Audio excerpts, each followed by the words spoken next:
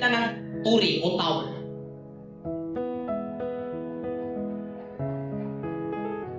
That a tower is the worship of self.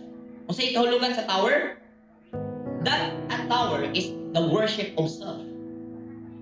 Is evident from the signification of a tower.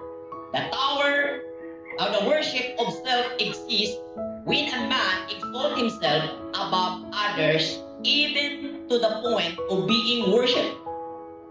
And therefore, the love of self, which is arrogance and pride. Kana? That's right. Muna ang tower. Kaya naging binunot natin na ehemplo at pinaka-example ang human rights dahil naitatag ang human rights dahil sa pag-ibig ng sangkatauhan sa physical na pagkatao. That's right. Tao pa rin yan eh.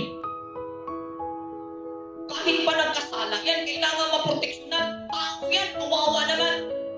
Ano? Hindi mo alam ang tao ay righteous na kamalayan.